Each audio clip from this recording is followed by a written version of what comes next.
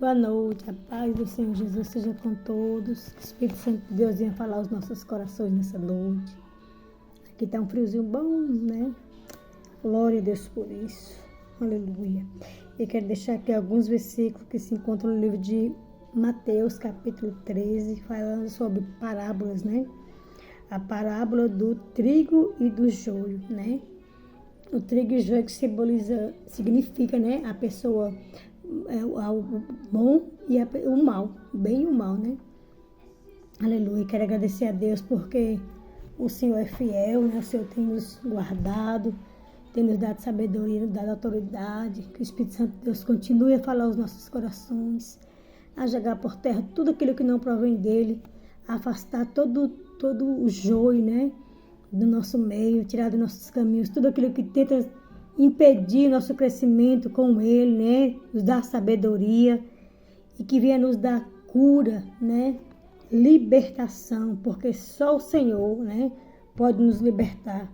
Aleluia. E aqui fala, né? Sobre a parábola do trigo e do joio.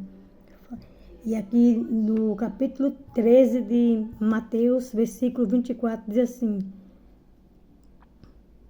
propôs-lhe outra parábola, que é Jesus, né? Dizendo: o reino dos céus é semelhante ao homem que semeia boa semente no seu campo. Aleluia, glória a Deus, né? Então é assim, o reino do céu, ele é semelhante, né? Ao homem, né?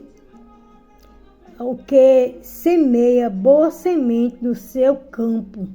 Se semeia uma semente boa, ela vai dar bons frutos. Mas se ele já pega uma semente estragada ou algo assim, não vai prestar, né? Aleluia. Mas dormindo os homens, veio o seu inimigo e semeou o joio no meio do trigo. E retirou-se, e quando a erva cresceu e frutificou, apareceu também o joio. E os servos do pai de família indo ter com ele, disse-lhe: Senhor, não semeaste tu no teu campo boa semente?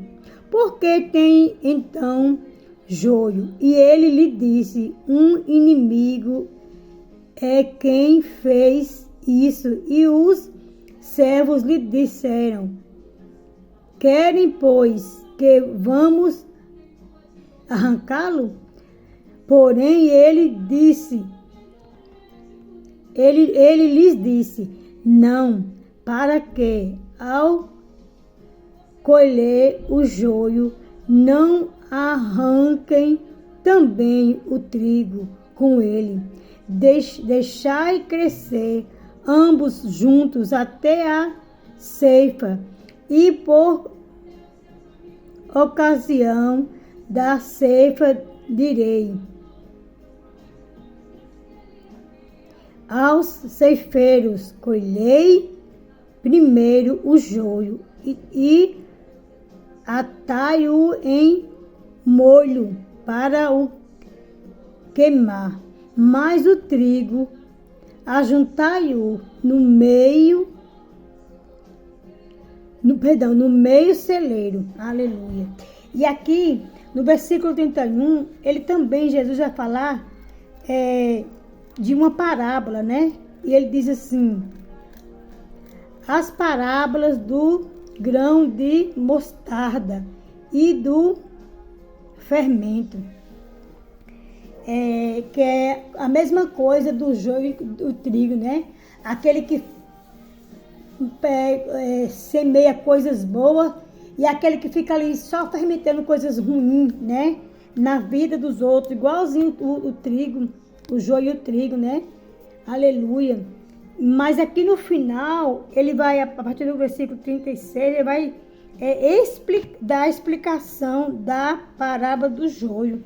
E ele diz assim: outra parábola lhes propôs, dizendo: o reino dos céus é semelhante a um grão de mostarda que um homem,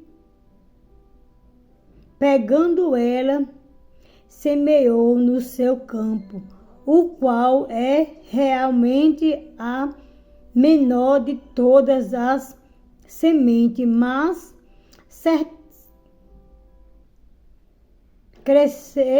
crescendo e é a maior das plantas, e faz-se uma árvore de sorte que vêm as aves do céu e se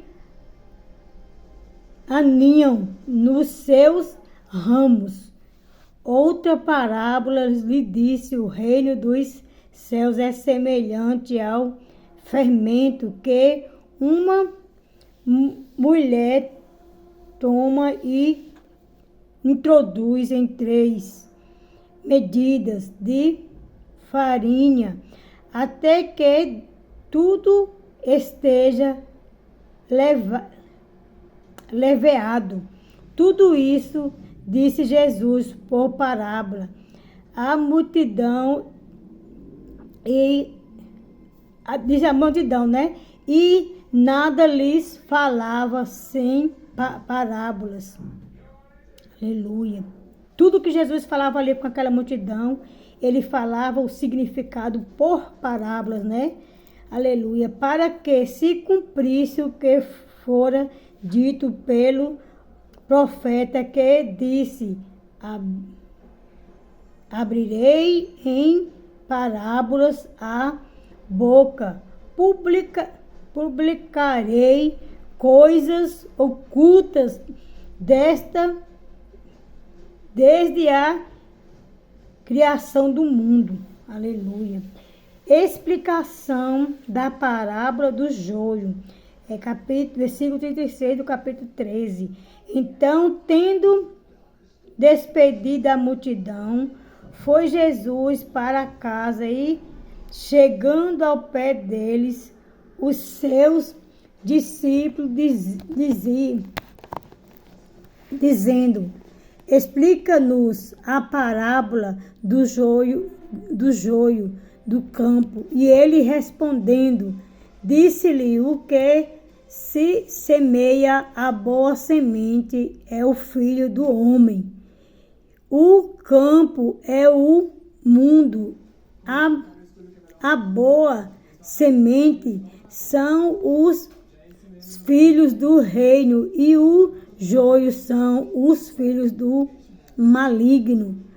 O inimigo que os semeou é o diabo, e a ceifa é o fim do mundo, e os ceifeiros são os anjos. Assim como o joio é colhido e queimado no fogo, assim serão na consumação deste mundo.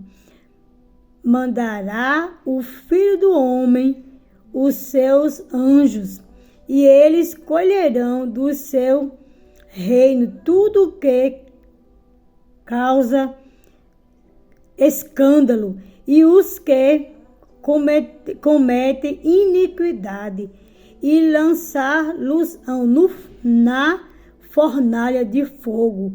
Ali haverá pranto e ranger de dentes. Então os justos resplandecerão como o sol no reino de seu Pai.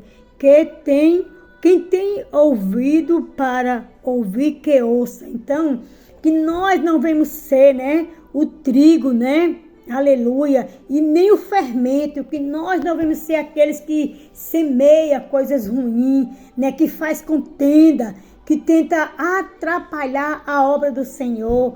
Porque quando nós se colocamos nessa posição, aqui de joio ou de fermento, fermentando coisas ruins no meio do povo de Deus, como fofoca, falatórios, disse-me-disse, distorcer aquilo que a palavra está dizendo, nós nos tornamos, né, um fermento maligno e o joio, né, que são coisas ruins e que naquele grande dia, né, o Senhor, como ele está falando aqui, muito bem explicado, os anjos do Senhor vai vir para tirar da terra o povo dele e levar para o céu, para a glória eterna. Mas aquele povo que semeou tal coisa semelhante, como fofoca, intriga, disse-me-disse, distorceu uma vírgula sequer da palavra do Senhor, essas são pessoas que serão lançadas, né, no lago de fogo ardente, onde viverá uma vida eterna de luta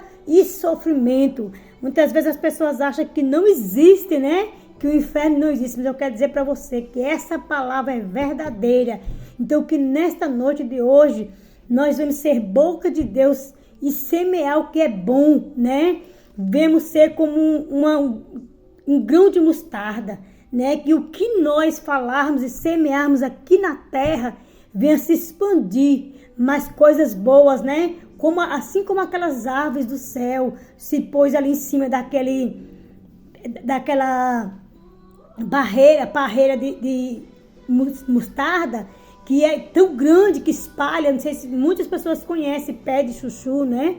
Quando nós plantamos ela, nós temos que fazer uma latada, ou seja, uns pés de árvore assim, para que elas estendam, para que ela cresça, para que ela se multiplique e para que dê sombra para as árvores, né? E até mesmo para eles pôr seus ninhos, como aqui fala na palavra, né? Nós temos que ser essas pessoas, né? Que façam o bem, né? Sem escolher a quem, mas que nós façamos o bem, para que o nome do Senhor seja glorificado na minha vida e na tua vida. E essa palavra foi muito bem explicada. Eu não tenho nem muito o que explicar, porque tanto está aqui falado em parábola, como depois começa a explicação a partir do versículo 36.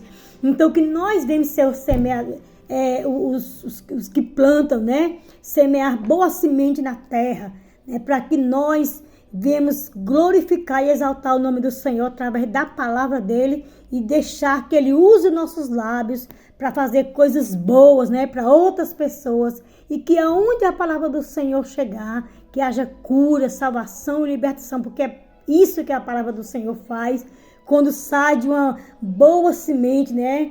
Que somos nós, sementes do Senhor, aleluia, como a palavra dele também é, né? E que seja uma palavra nesta noite para que você venha refletir. Mateus capítulo 13, a partir do versículo 24 até o versículo 43. Então reflita nesta mensagem e traga para a sua vida. Ore pelas pessoas que estão necessitando, né? Como pessoas que têm pedido oração, que o Senhor vá de encontro a esta vida, salvando, curando e libertando, entrando dentro dos lares delas, e que elas não busquem o Senhor para benefício próprio, ou seja, eu quero, Senhor, eu vou para a tua casa, mas se o Senhor me der isso, não, busque por amor a palavra. Busque ao Senhor, aleluia, por aquilo que Ele é, porque Ele é tudo para nós, né? Embora nós passamos muita luta, mas a luta não é para te matar, não é para nos matar, mas para nos fortalecer e forjar um caráter novo, né?